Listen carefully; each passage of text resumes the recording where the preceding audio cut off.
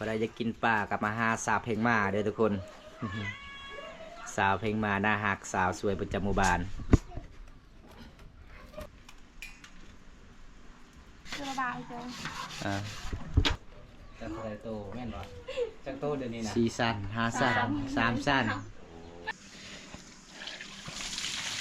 เป็นสาวโสดตัวแบบนี้เลยขยันเห็นเวียกเห็นงานช่วยเวียกอีพ่ออีแม่นึ่งข้าวเป่าไผ่บรรยากาศยามมึงแรง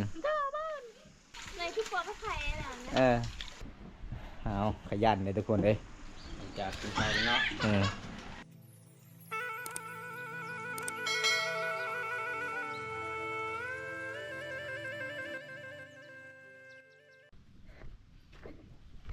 โอ้ยน้องเพิ่นได้ห่อยเด้อทุกคนเห็นปะเพิ่นหากินนี่มานขนาดเลยอันนี้พี่น้องของเพลงมาเด้อทุกคนน่ามันเรียบเด้งไงมันต้องปะ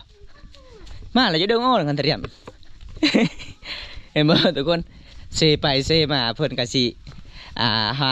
หาห่อยพี่น้องเอ้ยมือเหือนมือสานนะทุกคนอันนี้จะเป็นเฮือนของลาวเด้เป็นเฮือนของสาวกาดกับสาวเพลงมาที่บอมตากะไปเยี่ยมพยายามตอนนั้นนะทุกคนมันเอาไหมมีตัวไงกระยาวไหมกำปีไหมมันเป็นตัวตึงพายไหมกี่นี่ทุกคนน้องทรายของเพลงมาเพิ่นหลังจากเพิ่นมาหาห้อยแล้วเพิ่นกระสิลางเลยวิถีชีวิตเขตชนบทบ้านเฮาขยันหลายทุกคนพระเละดิดงเงียเปิดเธอมันเละละไม่เห็นดงเลยโอ้เอาสบายดีทุกคนสบายดีบรรยากาศยามแลงทุกคนเลยมื้อนี้อมตากะไปเยี่ยมพยายามสาเพลงมาคือเก่ามื้อนี้บ่ได้พอสาวกาดทุกคนเลยสาวกาดเพิ่นกะไปเฮ็ดงานอยู่ประเทศไทยแหละพี่น้องโดนแล้วบ่ได้ไปเยี่ยมพยายามน้องพี่น้องเพราะว่า FC หลายๆคนก็คิดฮอดหลายกันเลยบ่มตากะไปเยี่ยมพยายามคือเก่าทุกคนไปเมื่อใดก็บ่ได้พอน้องเพราะว่าน้องก็ส่วนหลายน้องก็เฮ็ดเวียกหลายเลี้ยงงัวพี่น้องเป็นสารบ้าน2ของสาวเพลงมาเด้อทุกคนเป็นสาวสวยบ้านป่าสบายดีสาวเพลงมาสวัสดีเป็นยังไงหลังจากสาวกาดไปเฮ็ดงานคิดฮอดอยู่บ่กินฮอดเนาะเจ้าคือเป็นเอื้อยสาวกาดคือเป็นน้องโอ้คอยเลยคิดตกใจได้ตอนนั้นว่าสาวกาดแซดหากับบ่ได้โอ้ยพี่น้องเอ้ยคิดว่าเขาเจ้ากะขายให้เฒ่าแก่จีนมันบ่แม่นโทรศัพท์ของน้องพังทุกคนเลยมากายมันจู้เลยบ่อันไปจู้เนี่ยมาเรียนงานสมัยค่ะงานกี่ละนักเมื่อมันอะไรแบบสาวยังกินอะไรแต่ไงครับแบบแต่ไงเละตัวต่างกินมาต้นไม้ปะอันไปอันสมัครเรียนคุณโรงงานจะได้อาหารยังจะให้กินนี่นะปิงป่าอู้พี่ดองเลยไปเฮือนของเพื่อนก็เป็นธรรมดาได้ไปเมื่อใดก็มีอาหารแซ่บๆไปสุดก่อนน้องก็ตัดว่าให้กินอีกใจดีหลายเลยพี่น้อง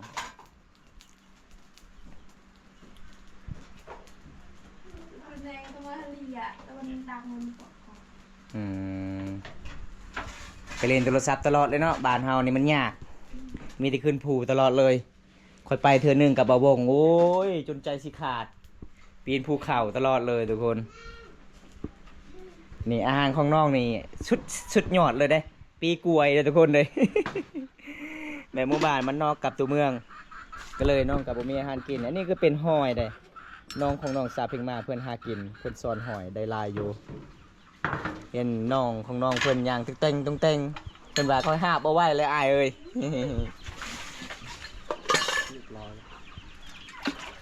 เต้มูคู่อ๋อใหญ่กุยเบิร์ดพอกระบอกตะเรียบเจอเริงเจอ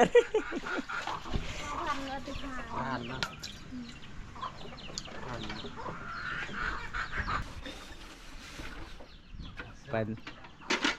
สาวไอโฟมาโยยาไตเอ้ยอันไหน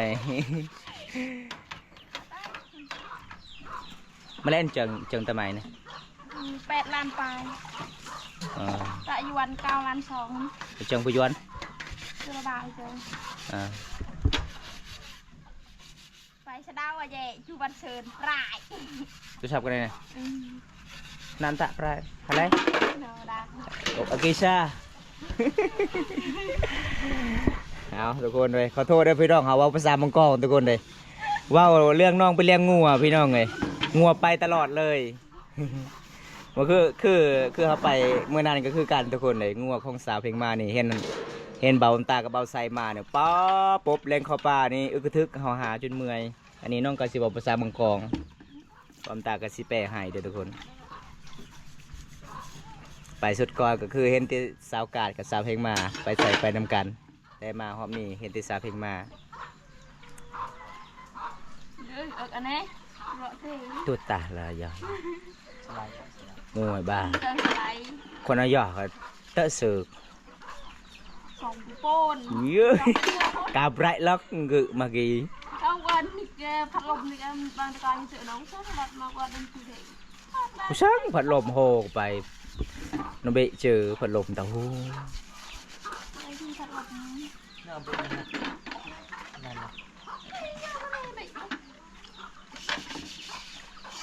เราเนี่ยเดี๋ยวเตะบอลเจาะนั่นโทรศัพท์ฮะ เดี๋ยวนะฉันคือไล่จูที่ฉันบอกเด็กลงก็จะมาในคนเลยเราเบื่อตะว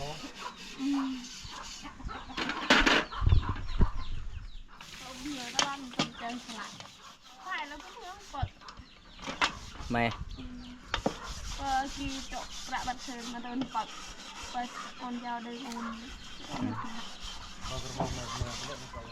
เละกี้จูจิกับเตสิกองที ไม่ จิกับจักรจิวัน อ่า แต่ว่ามันยาวไปสิโกนเดียวแบบมันยูบุกเทมาเบียร์ตากแต่กล้วยจิรถ เจ้ามือนึงเฮ้ยเหยาไม่โก้ คนตุน้ำเหยา น่ะกี้มาเด้อไปเก่งขอกันเลย มันยูโนเหตุไปต้นตาลดูค่ะจิรถกำไร อย่าเบิร์นซะ เยี่ยมเลยปอกแหน่แรงกันหนาอยู่ผัก ลูกปืนนะเปล่านั่นลูกปืน จ้ะเต็มที่แล้วจ้ะขับมานำผัก เฮ้ยสีกอกอ้อนั่นตะบนหยุดบ่ ตะเบิร์ดแบบหนาคือแซมแบบเพิ่งจะเจอปะฮะ อ่า ตะเบิร์ดเมื่อกี้ นี่พอเบะตะกี้ฮะ เฮ้ยใบจูใบเมืองต่อยใบดงมาช่วยอำสด เอาทุกคนเปิดเบาภาษาบังกอกผมตากับผู้กันภาษาบังกอกภาษาบังกอกทางนี้ก็คือภาษาบังกอกเขมรเลยทุกคน แปลบ่ได้เลย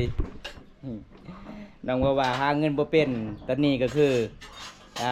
สินค้าขายรถผู้ใดต้องการซื้อรถกะซื้อนำซาวเพลงมาได้ทุกคนเลยเพิ่นขายออนไลน์ขอหลายเปอร์เซ็นต์ให้พี่น้อง1 คันต้อง50,000กีบเด้บ่หลาย ขอเลยคิดว่าสกาดเอาพัวเลยได้ยังบ่ทันเอาเนาะจะไปใส่มองขึ้นนี่บ่คือได้ปลาใหญ่แท้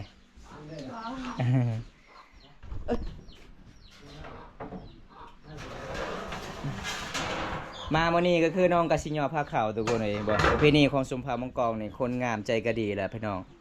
เวลาเฮาไปเยี่ยมไปยามเพิ่นถามว่ากินข้าวกินน้ำเลยบ่อายไปมื้อใดก็บ่ผิดหวังเด้เลยพี่น้องเฮืองของน้องได้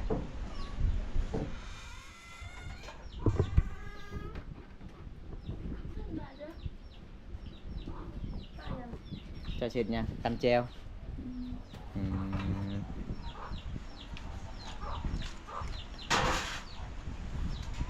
ปลาอังเดียวมันเบิร์ดเลยปลาปลาไข่มา ตากมาเตะเลย ปลาอังปลากาแบบน้ำปั่นแจ้งถึงศพนะ ปันมุกพา ตะเบิร์ดมันกรีเย็นเย็นนะตะเบิร์ดเย็น พอได้จะกินปลากับมาหาสาวเพลงมาเด้อทุกคน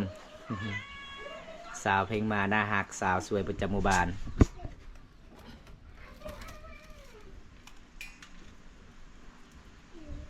ตอนนี้สาวเพลงมากันปิ้งปลาเด้อทุกคนปลามันใส่ ซื้อเอาซื้อได้เงินกำไรขายรถเลยหรอวะ อยากกินปลากันเลยซื้อปลาเบิร์ดขากำไร50,000 กีบขายรถอย่างรถจักรถจากเวียดนามคือการรถไทยนา หอนทุกคนเลยได้ยินบาเป็นตาว่าน้องเพิ่งมาเนี่ยใส่เสื้อจักรไรโตแม่นบ่จักโตเดี๋ยวนี้นะ 4 สั้น5สั้น3สั้น 3 4สั้นเอา ก็คือสาวลาวบ้านเฮานี่บ่ได้ทาก็แปลงเนาะ เสียงเลย วันแหละจะละจอดงานจือเป็นไงจือแล้วเราเตะตัวแกะเปล่าบางเปลี่ยนมันก็เล่นเลย อ่า ไปดื้อท่าจือ lật dầu cái đi ăn bơn sữa à เอาค่อยแจกเลยทุกคน แต่ว่ามันนั่งรัดหักไปรัดเทือนเนี่ยรัดแต่อยู่วัน àนั่นอะไรยังไงก็เก็บจ่าโอรส นั่งรัดเทือนนี่ คำไต่เนี่ยมันจึงจึ๊กอะไร ตัวการเด็กไปจูเด้มันไปอย่าเบิร์นมันนำรถจักรซึ่ง เนาะ การนะแต่tạ năng อย่าเพิ่งการรถจักร ไม่ได้nóไปăn này bơm phun lụa thay đi น่าเลย sao nó lại โอ้เป็นยังอะนะโอ้ จอด เพลง อี นี้ ก ได้ อ่ะ เป็นไงกลายเป็นเบอร์ อย่ายอกมันในบ่บอกมันจีให้มันเป็นสีแดงๆมันพาดที่เจ้านี่ไปมาผมชอบได้ อากาศก็ฮ้อนเนาะผู้สาวก็อยู่ใดเพิ่นว่าฮ้อนก็อยู่ใด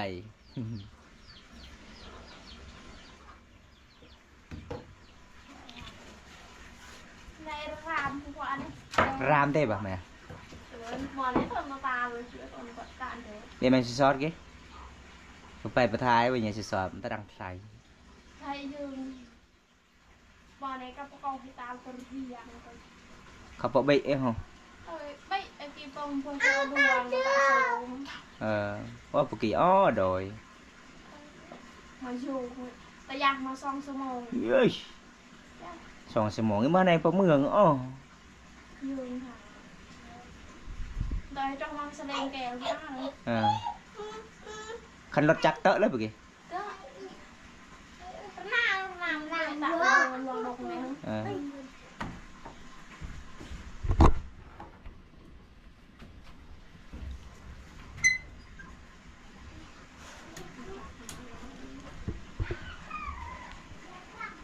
อ้าวมาทุกคนมาบ่ได้ใจเกินร้อยมาเยี่ยมมายามสาวเพลงมาเด้อเพิ่นก็เอาอาหารมากินแซ่บๆเยือนของเพิ่นมื้อนี้มีงูสิงอย่างเดียวทุกคนเลยเพิ่นไล่จับ เพิ่นว่ามาแต่ให้เพิ่นเห็นงูสิงเพิ่นจับเลยโอ้เก่งเก่งเก่งเก่ง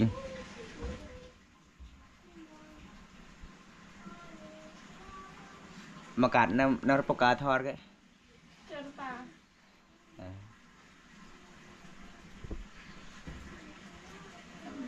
เลยครบตาเนาะดังเลยในบ้านเดิมเลย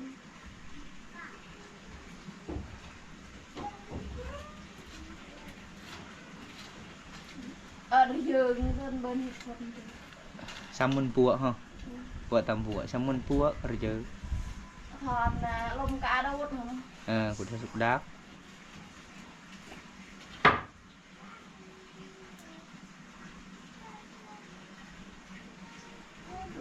ต้นดังเทมาจังจุ้งเล็กมาเลย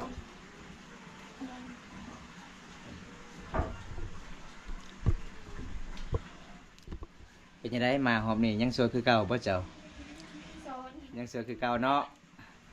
ยังหัวใจยังว่างคือเก่าทุกคนเลยบ่ได้ใจว่างก็คือมาจองไว้เด้อใกล้สิฮอดสงกรานต์ถ้าบ่มีไผจองบอมตาก็เอาไปสงกรานต์ได้ มาเลยทุกคนมากินปิ้งปลาเลย ภาษาบ้านเจ้ามาจังได้ปิงปลานี่ ต่างอากาศ อ่างอากาศ อ่างอากาศคือปิงปลาภาษาบางข่อยเอิ้นเสียเด้อ เชียอังเชีย อ่างเสีย ไปนำกันอยู่ทุกคนเลยแต่ ภาษามันต่างเนาะ แต่ว่าเว้าในคนละภาษาเลยแต่ว่าอากาศนี่ ปืนอากาศ บางคนบ่เข้าใจว่าปืนอากาศเด้ นี่ทุกคนเพิ่นเฮ็ดแจ่วมาเรียบร้อยเห็นบ่เพิ่นก็สิยอผักขาวให้กิน เมื่อได้สับกัดขึ้นมาเลยมา ยัง2 ปี ยัง2 ปี โอ้เพิ่นว่าอยากได้รถจักรก่อนเนาะอยากได้รถจักรขี่จึงกลับมาบ้านคันมีผู้บ่าวน่าจะได้ไว้อยู่รถจักรอันนี้บ่มีผู้บ่าวเพิ่นว่าก็เลยน้องสู่ชีวิตอายุ อายุจักปีน้องเจ้านะ16บ่โอ้น้องสาวเพลงมาก็คือสาวกาดพี่น้องอายุ16ปีไปเฮ็ดงานอยู่ประเทศไทยเลยทุกคนเลย กรุงเทพหรือว่าสาวบ้าน คนสู้ชีวิตอีหลีเนาะ กรุงเทพเลย เจ้าไปยังคือบ่อยากไปบ่ไปเลยเนาะบ่มีไผช่วยเวียกตอนนั้นก็น้องเพลงมาเว้าอยู่ว่าค่อยบ่ไปเด้อบ่มีไผช่วยเวียกอีพ่ออีแม่สาวกาก็ยังอยากไปเพิ่นว่าข่อยอยากไปแห้งเอ้า อยากได้รถด้วยตนเองเนาะ เออ เวลาประหยัดซอยพ่อแม่แล้วก็เอาเพื่อแห้งตนเองขี่รถโดยตนเองเอา ทำไปดังไม่บอกได้ไงบอก ประมาณจักเดือนเลยอันนั้นเศร้าการไป 7-8 เดือนเลย 7 เดือนเหรอ แม่นบ่สาวเพลงมา7-8เดือน เลยเปิดนะ เดือนยังล่ะอันเพลงมาอัด เมื่อไม่ได้โดนเนียนี่ 12 12เดือน11 11 11 เดือน 11 11 12 1 2 6 7 เดือน แม่นเลยได้โดนแล้วได้ ต้นยังไง เออ ว่า ตอนเฮาไปเยี่ยมไปยามตลอดตอนนั้น หลังจากน้องไปก็คือเฮาไปหาสาวเพลงมาบ่ได้อยู่บ้านเลย ต้นได้2 ปีเอ้าอีกปีปลายจะได้กลับบ้านได้บางทีก็มี พอดีมาที่พังไทยกะโตก็สูงๆเนาะสาวกาดเริ่มตุ้ยๆ อยู่เฮือนกะเตี้ยๆจอย อยู่คนไหนก็เต็กแล้วขาว ๆ เนาะ พระอ่านมันจึงทั้งกับพระเนเมา เนาะ มากาดจึงทักอะไรแต่ยา อยู่ที่อุ้ยเนี่ย บางทีนะเศร้าการมาตะพุนกันได้เคยฟังไทยไปจักสาเป็นมา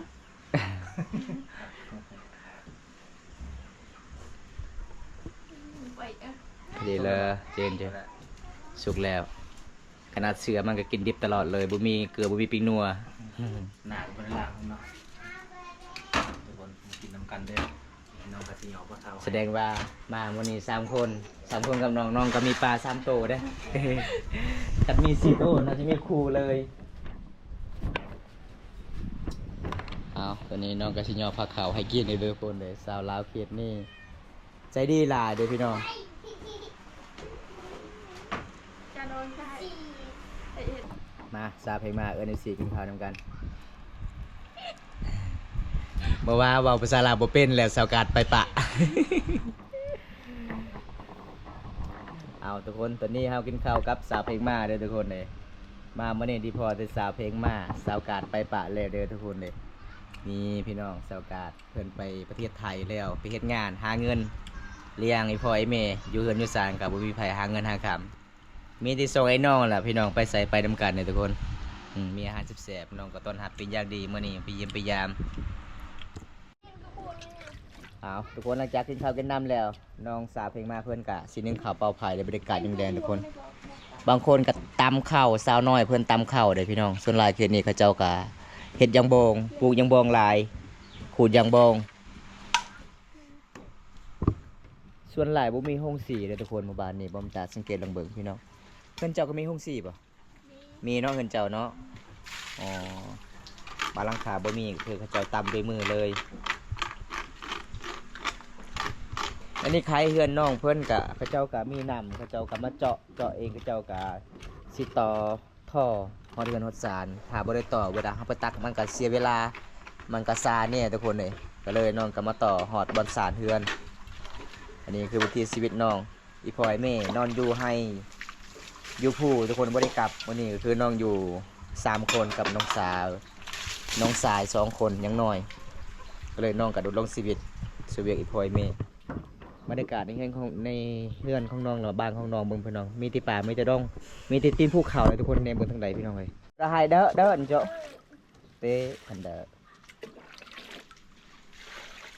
ที่เดียวโดนค่ะ มันเป็นรอดไหม พยายามตะล่ะเต้าจะเบิด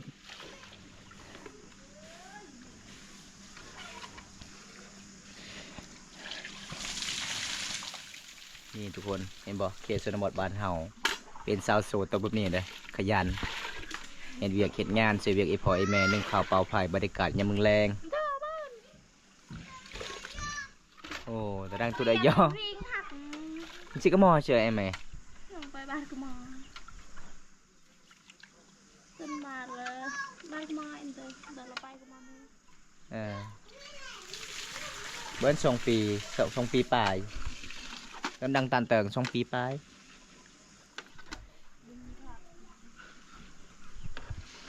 ดูไหนดูตักซะกว่าเราดูตักเลยหรือจะล่างยำพวกน่าจะแก่นมพวก ăn bốc bốc mày บ้านมันรอกันคนตายเหตุเลยตะกอนจะแก้ว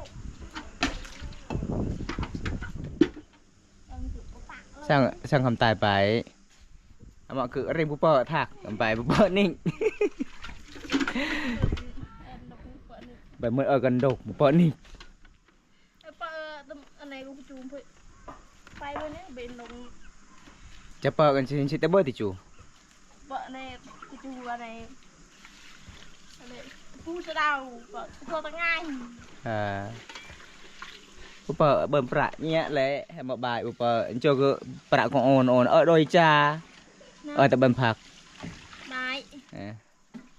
ồn dầu prạ ở đôi cha dầu nó man พระตั้งง่ายผู้ช่วยพระจะเดาหัวนี่รอว่าเงิน